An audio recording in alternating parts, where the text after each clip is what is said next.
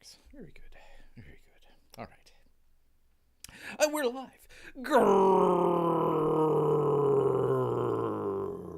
Greetings, humans. Greetings, and welcome back to another fun-filled episode. Bear here, 29-year veteran of the woods, and today a little bit of a soggy Saturday out there. Bear's kind of dodging the showers. You know, you try to go out, be able to do stuff on the weekends and everything, get everything planned. Oh, you have all the friends and family and everything, and then it completely downpours and rains on you. So, dodging some showers, a little bit of a sogginess in the woods. But you know what? Come rain, or, well, we really don't get any snow here. Come rain or hurricanes. Well, maybe not a hurricane. Come rain or a slight heat, maybe some humidity. The show will go on. Yes, indeed. Yes, indeed. Even if we don't have any very many comic-related stuff here today. We got in just the other day the Oddity book, so if you want to check that out, we have the box open up. Of course, Bear forgets to do it in HDR, so it probably doesn't look completely like what it normally looks like, but you know what? Bear tried his best to do it. I tell you what, people, some days it works, some days it doesn't. So anyways, we're going to move a little bit from the comics world to we're going to talk a little bit about let me pull it up here. Where am I? Oh, for crying out loud, Bear. One of these days we will actually do a professional show. It's not going to be today, though, unfortunately. Sometime in the future, possibly. All right, this actually comes to us from Bounding Into Comics, and Spencer Basuli. I will go with that. Yes, indeed. I hope I'm not mispronouncing your name, sir. Or madam, or let's just say a person of indeterminate gender out there. Yes, indeed. Yes, of course, Comicsgate is better than the Fandom Mentis. Yes, indeed. Well, I would say probably it's good to have you here, Miguel. I'd probably say maybe the creators out there. Bear doesn't have anything against the Fandom Menace fans out there. Even George. No disrespect for the fans or anything like that in the Fandom Menace. I just have some issues maybe with some of the creators out there. But that is for another day and another time. Let's see. It is Activision / Blizzard. I think they one bought out the other. I forget who. And King develop a new tool to measure character diversity in video games. I guess you could relate this maybe to comics or movies as well. Yes, indeed. So let's go ahead and get right on into it here. It says, Mist. Wow, that's a way to start off an article here. Mist, a rapidly declining player base across their library of Blizzard titles. Trying to remember one that Bear's played in a while. I don't recall. In multiple sexual misconduct lawsuits, Activision Blizzard has sought to reintegrate itself. I tell you what, people. Bear needs to get a thesaurus out here. There's some words, people. Has sought to reintegrate itself with the public by revealing their development of a new tool which qualifies the diversity of a given video game cast according to the superficial characteristics. There you go. There's a character there. I tell you what, need to get rid of those guns. You gotta fight fair, humans. Gotta fight fair out there. Crafted by Activision Blizzard subsidiary Candy Crush developer King, the company's new diversity space tool is the end result of a world where players' demands for diversity in video games amount to nothing more than we want non-white, non-male, non-straight characters. There you go. Well, you know what? They could make a video game or movie or a comic book or whatever out there that has a non-white, non-male, non-straight character. I'm sure it would do terrible, but you can go ahead and do that. You don't have to keep shoving your a version of things into stuff that really doesn't need it there. So, like for example here, let me find it here. Like for example here, we actually have this the I suppose it's supposed to be like a knight back in the Middle Ages. I'm not sure if there's that many ebony ladies out there that are fighting in the Middle Ages. There, I don't recall there being that many. It goes on, it says, revealed on May 12th and heralded as a, quote, leap forward for inclusion in gaming. The tool appears to be born in response of the results of the 2019 International Game Developers Association. Their developer a satisfaction survey. So before the world ended there, they got together and says, we need more satisfaction. Oh, wherein? I tell you what, what was his name? Spencer, you're coming up with the big words here. Wherein respondents noted that the most important factor in the growth of the video game industry was, quote, more diversity in content. So, you get, pardon me, it is Diablo Immortal is the lady here that we see. From there, King sought to answer the question, how do we convert this feedback from collective desire into tangible reality? In other words, how do we take what our customers are saying and give it to them? I tell you what, the word games that these people play. Way back in 2016, this subsidiary began working. By the way, it's Candy Crush. I mean, how much more diversity do you need in Candy Crush? I don't know. It began working on, quote, a method for guarding against unconscious bias and exclusion, rather, when it came to the creation of games and their characters. Eventually partnering with the MIT Game Lab. There's a MIT Game Lab? Bear missed his calling, I tell you what. A video game-centric arm of the noted research university to turn the concept into something more tangible. Yes, indeed. Let's see. Let me get back here. Not paying attention here. Let's see. Let me go back. Where were we?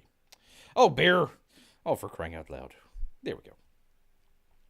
There you are. One of these days, we will actually do a professional show.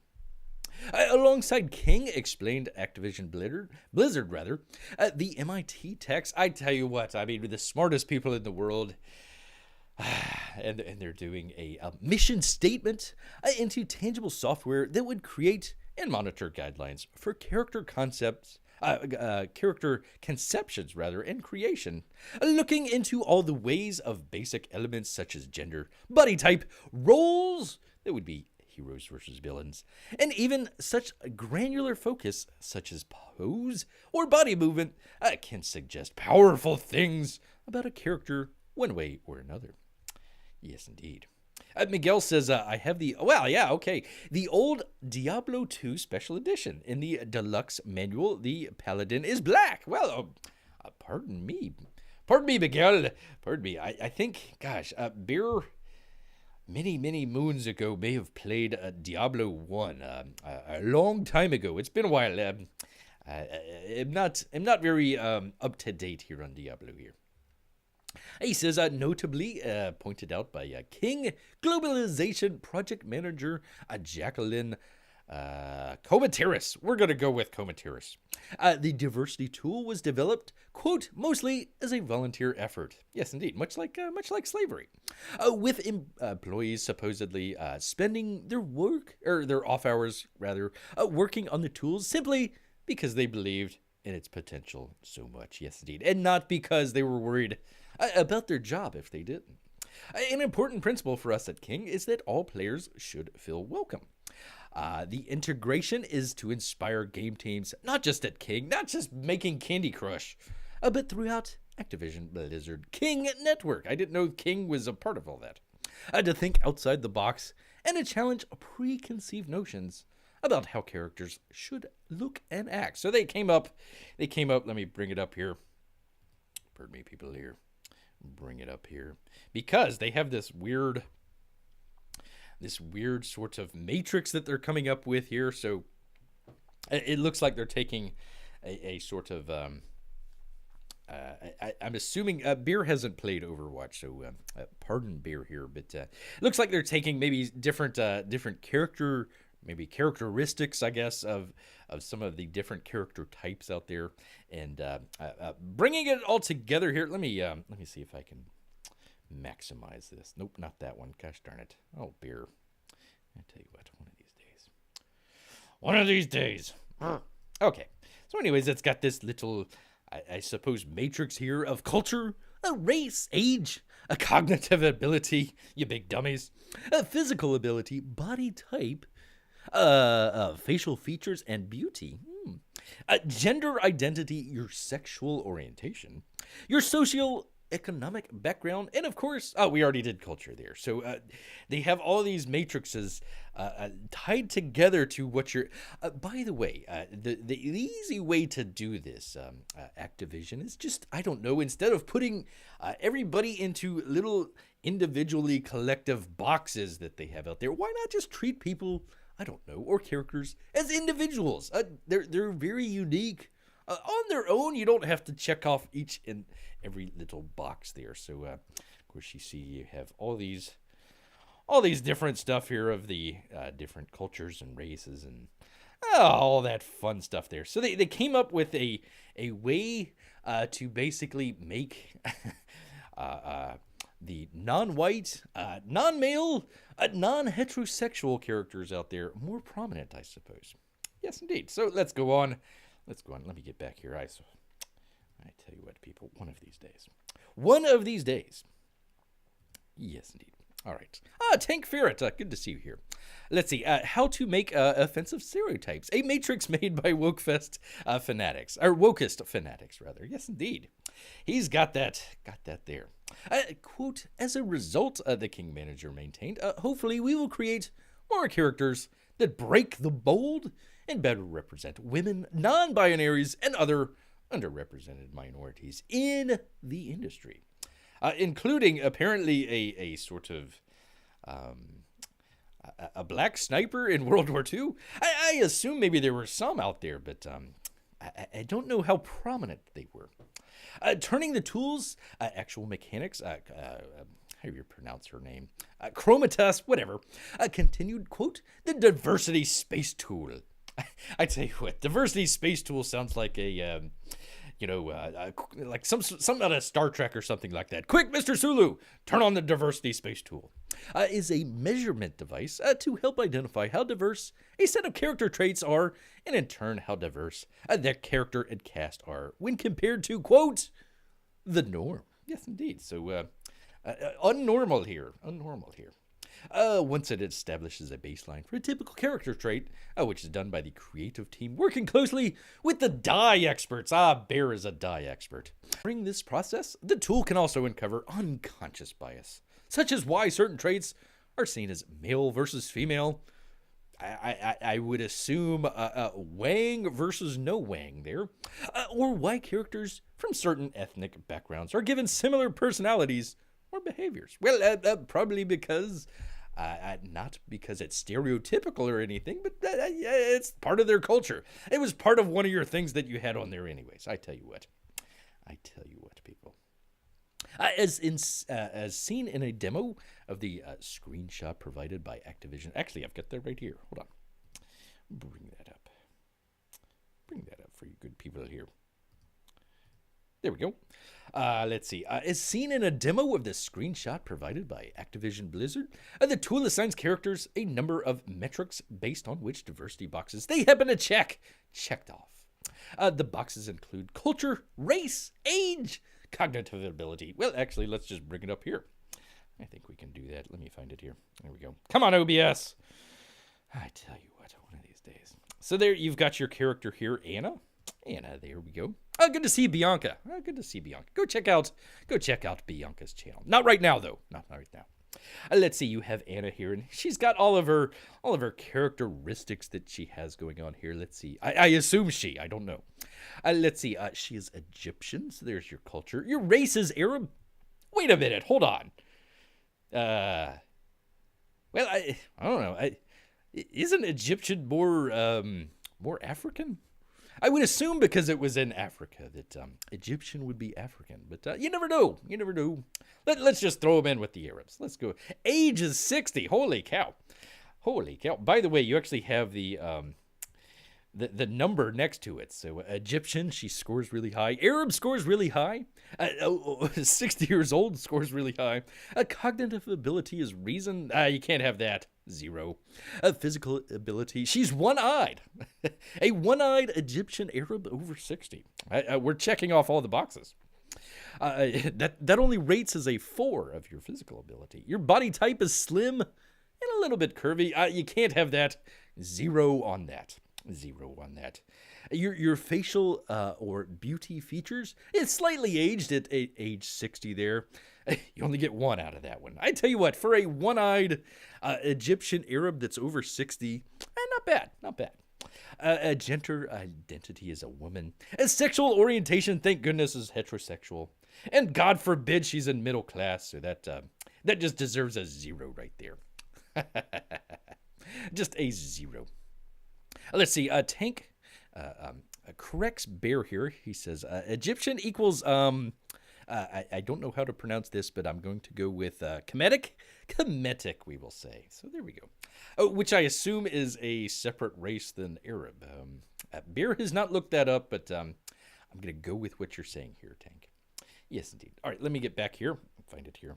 Where is it? Come on, people. There we go. There we go. There's Bear. Yes, indeed.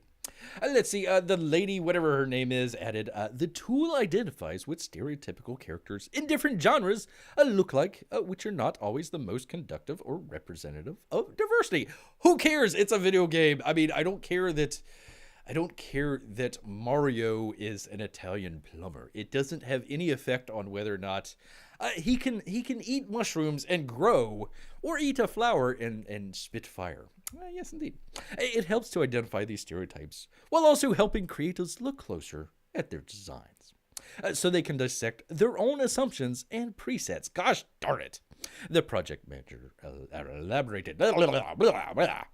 It also helps identify opportunities for more diverse character narratives to ensure that we are not only creating diverse characters in appearance alone. Well, hopefully they're attractive, because otherwise, why would you have a bunch of ugly people in your video games? That just doesn't make any sense. The tool says Activision Blizzard. I tell you what, we'll get it right. Allows King and others to ask these important questions for Candy Crush, of course, at the earliest possible moment, to promote more thoughtful, creative choices from the ground up, which in turn leads to games that are more representative of their player base. Again, Bear does not have to be, even a human, but much less Italian to play Mario. Aliana Cole, the diversity, equity, and inclusion the die manager at the secondary Call of Duty subsidiary, developer Sledgehammer Games revealed, to the surprise of few considering the Burger King Kids Club Special Forces team that the game centers on, that the tool had already been tested by developer teams working on Call of Duty Vanguard. So there you go. There is the I'm sure there was plenty of either African American or maybe just African, I suppose, fighting in World War II, but man, oh man, it wasn't really that prominent though. Probably had more women snipers in Russia than black. I'm assuming maybe British. I'm going to assume British because the American forces were segregated. You didn't have any of those guys except for maybe what was it, the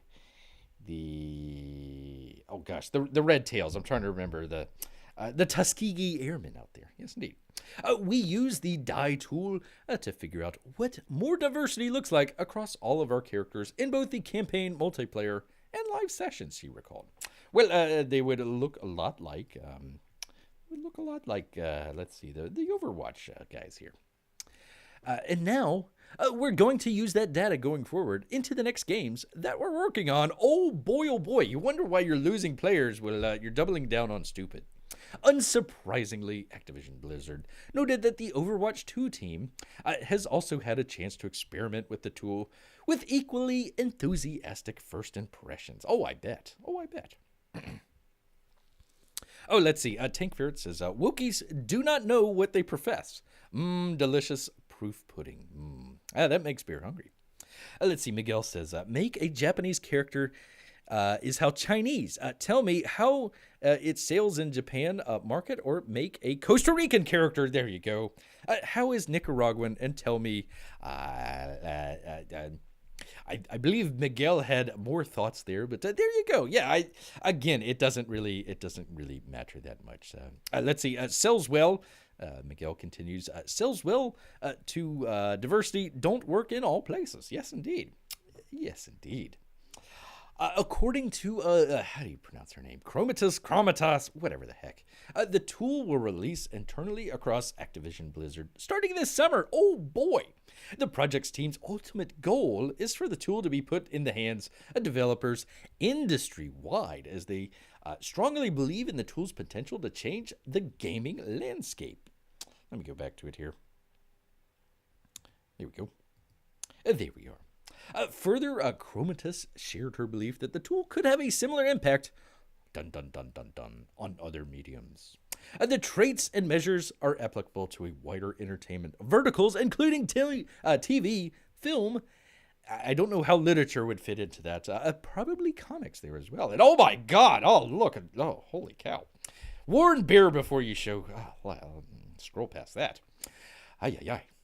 The only change required is, if used in these verticals, would be the baseline traits, which would need to be calibrated to be relevant to the genre, and the universe each character exists in. Like anything, this is a simple tool that provides insights. It's up to the teams that create the characters and games to apply that. Well, I would also say the DIE people out there as well, that they would probably have to have certain check marks on whatever is out there to make sure your game gets released. It continues on. An editor's note published on May 13th claims the tool, quote, is not being used in active development, and the original post was, quote, edited to make that clear. However, the post, even in its edited version, still claims that it has been used in development teams at Activision and Blizzard. And both of these guys just can't believe it. They were like, I don't know about that. I don't know about that. What do you make of Activision Blizzard's new diversity tool? Well, Bear just told you. Let us know on your thoughts on social media. Well, or you can come to Bear's channel and he'll tell you. He'll tell you what good Lord. I tell you what, the dye matrix on the facial slash beauty probably is at a 10 or 10 plus on this character right here. Ay. Yikes. Yikes, people, I tell you what. All right, well, anyways, that was, let me scroll back up here to give credit to Spencer Bakuli with multiple words out there that Bear's going to need to find a thesaurus to. When you're starting out with amidst, I mean, you're already about 20 IQ levels above Beer here. So that took a little bit to get through, but you know what? We got through it together. Yes, indeed. All right, let's see. Let's going on. Once again, Beer doesn't have a whole lot of comic-related stuff here, but I tell you what, if you've been watching Bear's show, you know what? You don't necessarily come here for maybe the comics or the commentary out there. No, you come here for the cryptocurrency talk. Yes, indeed. So we were actually talking the other day, literally, what was that? Wednesday, Thursday, whatever that was, about what was called, what was it called here? Well, this is Luna. There was another one out there as well. Basically what was called a stable coin. So essentially you have your cryptocurrencies out there, and if you wanted something that wasn't as volatile, we'll get into that in a second, you could put it into something called a stable coin, which does supposedly what it's supposed to do is keep things stable. So essentially you're 1 for 1. So it was basically pegged to the dollar there. So if your token turned out to be worth $1 or something like that, you could change it out for a stable coin. Well, it turned out that the stable coin wasn't as stable as everyone thought. So this is from CNET, and I'm trying to see who wrote it here. They might have it at the bottom here.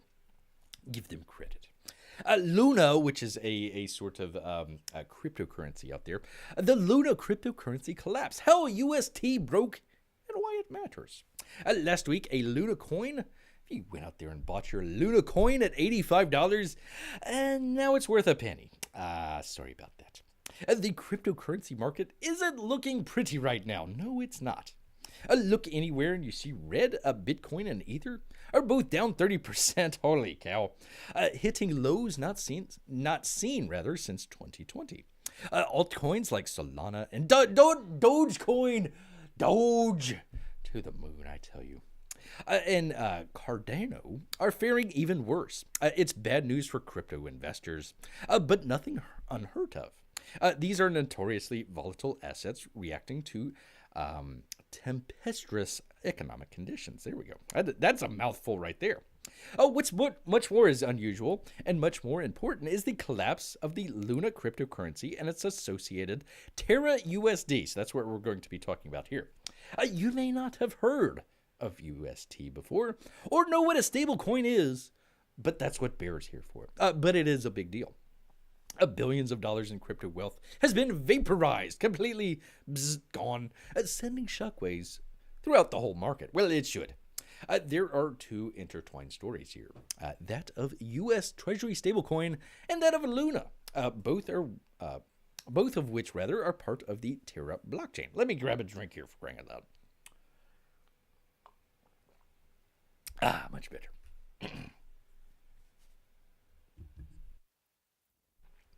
There we go. The UST coin is designed to retain a value of $1 at all times. But depegged on Saturday and has since fallen as low as 30 cents. So your dollar is now worth 30 cents. Then there's Luna, the centerpiece of Terra's ecosystem. Let's bring that up here. Let's bring that up. Let's see, where is it here? Here's our Luna chart right there. The centerpiece of Terra's ecosystem. Its value has collapsed in one of the most stunning crypto crashes ever recorded. So you were doing fine. You were doing fine in March and in April. You know, there's a couple spikes there, but that's okay. That's nothing to worry about. And then you get into May and it's starting to go down a little bit. Oh my goodness, it crashed. It kills everything there. The coin's price fell from $116 in April to just a penny on Thursday. Its market cap now stands at $641 million. Not bad. Down from a peak of over $40 billion. This is historic for the crypto markets, says Mike Barrows, a co-founder of crypto investment firm Fortis Digital. For crying out loud. Straight to the volcano to you, sir. This is a defining moment for the space due to its size and impact in terms of the amount of people that have lost substantial value. Yeah, there you go. If you were riding high there last week, unfortunately, you're probably maybe jumping out of the building this week. You never know. You never know.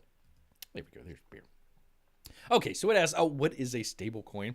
Let's see, to understand the crypto catastrophe, you first need to know what a stable coin is. In essence, it's cryptocurrencies that's pegged to more stable currency. The biggest such coins are Tether and USDC, which, like most stable coins, are both tied to the US dollar. So if you have 1,000 USDC tokens, they can be at any time exchanged for $1,000. Stable coins are an integral part of the DeFi, designed to be a way for investors to hedge against the volatility of the cryptocurrency market. You don't get into the market without knowing that it is volatile, or you shouldn't. If you don't know that, then you should probably sell and step away from the table. Let's see, it says, say Ether's price is at $19,000, which is where it's at today. Quite a dip from, what was it last week, where it was 26 or something like that. A trader could exchange one Ether for 1,900 USDC tokens. If tomorrow Ether drops by 50% to $950, Bear was told there was going to be no math here. Let's see, those 1,900 USDC tokens could be exchanged for 2 Ether, since the USDC is designed to retain its $19,000 value. When investors smell a downswing coming, they put their money on stablecoins like Tether. We'll get to that in just a second. USDC, and until this week, oh boy, UST. Yes, indeed. Oh, let's see. Tank Ferret says, what's the difference between cryptocurrency and Preston Polder? Yes,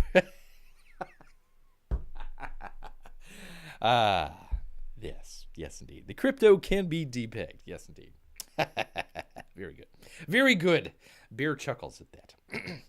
The Terra UST coin is different to Tether and USDC in a key way. Tether and USDC are backed by actual US dollars. Well, we look back maybe a couple months back, there was actually a story that Bear was talking about Tether. Actually came out with one of the founders was one of the actors in the what was it? The Mighty Ducks movies. Not Emilio Estevez. It was one of the kids there. He grew up to be a Tether billionaire. So there you go. But yeah, it wasn't backed at all by actual dollars out there. Let's see. UST is what's known as algorithmic or decentralized stablecoin. The idea is that through a few clever mechanics, plus about $1 billion of Bitcoin, the UST's dollar peg can be maintained without having to be backed by actual US dollars. Let's see. The decentralized stablecoin is the holy grail of the DeFi, explains Cyrus Unisesi, former head of risk management at the MakerDAO, the group behind the DII stablecoin. Straight to the Bitcoin volcano for you, sir. Straight to the Bitcoin volcano. All right, going on. Let's see. Terra is a blockchain, just like Ethereum and Bitcoin. While Ethereum's blockchain natively produces Ether tokens, Terra natively produces Luna. Before the DPEG out there, Luna was trading at $85. So to create a UST, you need to burn your Luna.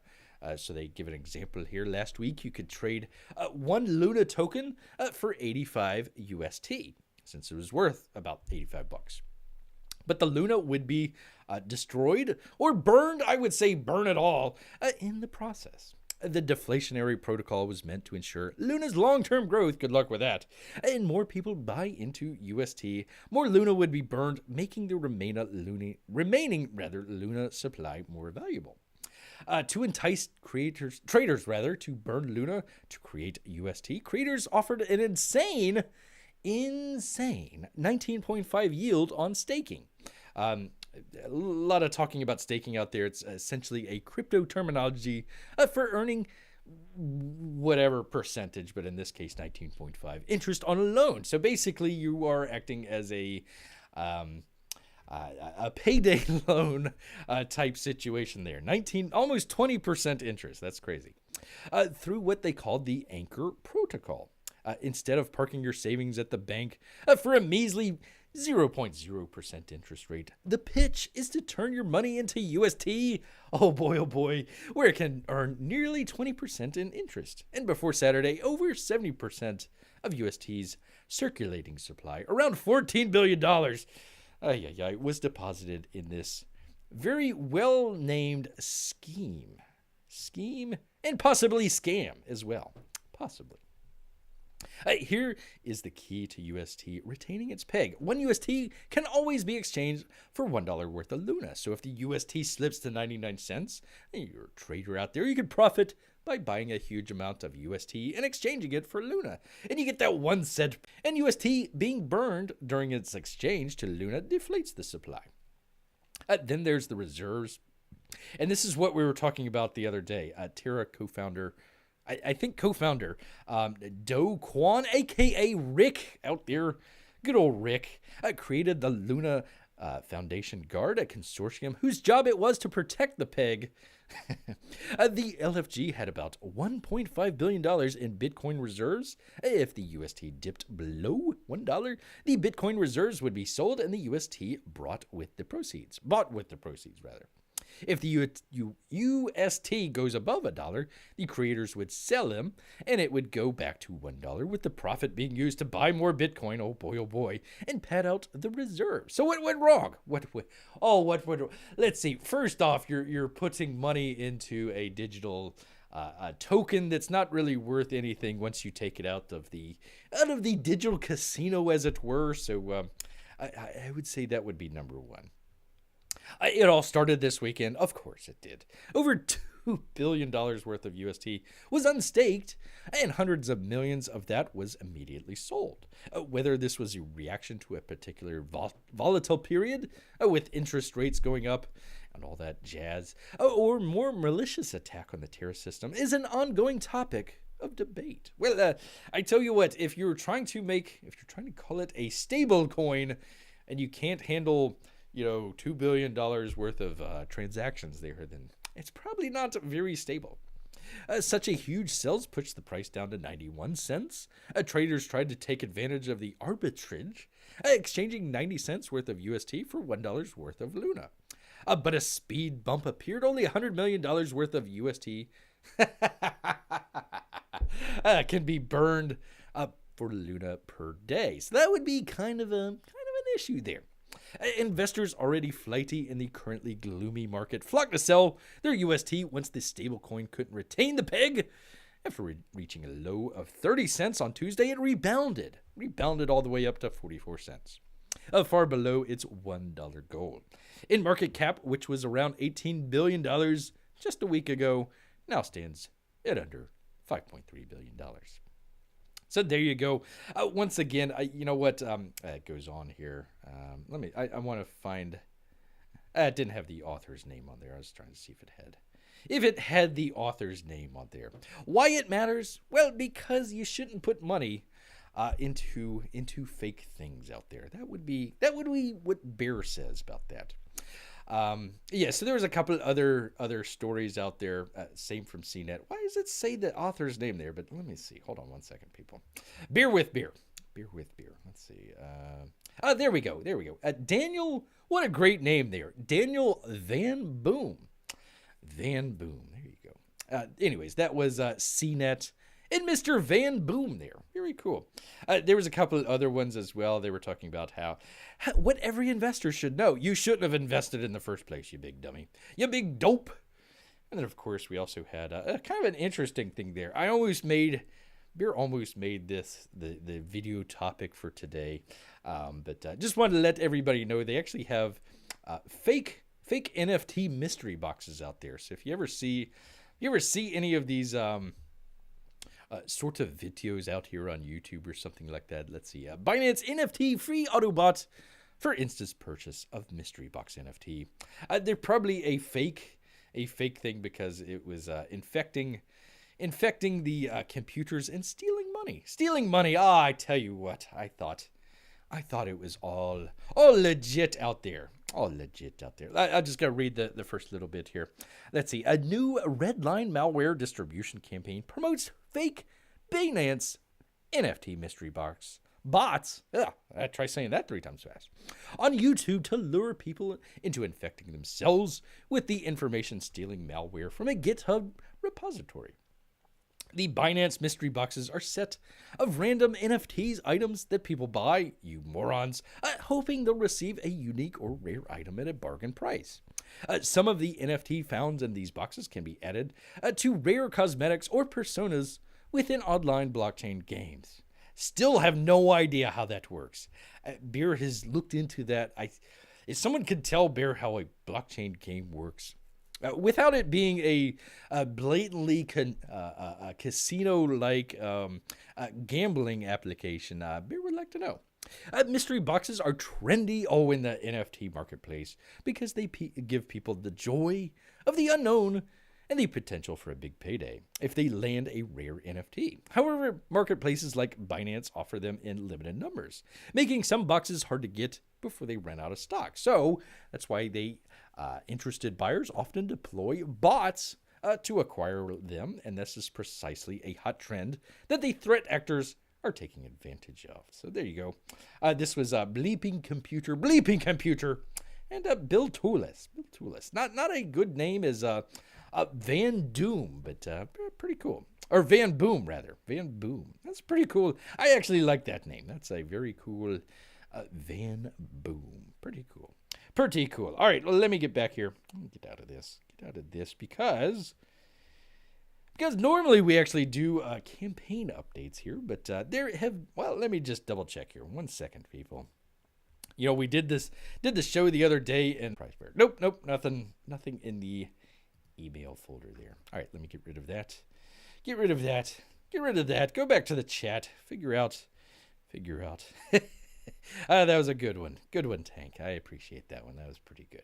All right. Well, you know what, people? Bear normally does this on Wednesdays and Saturdays. We're trying to figure out a good time for it. So if you have any suggestions for Bear, just leave them down in the comments section. We also have, if you want to check it out, let me put it in here.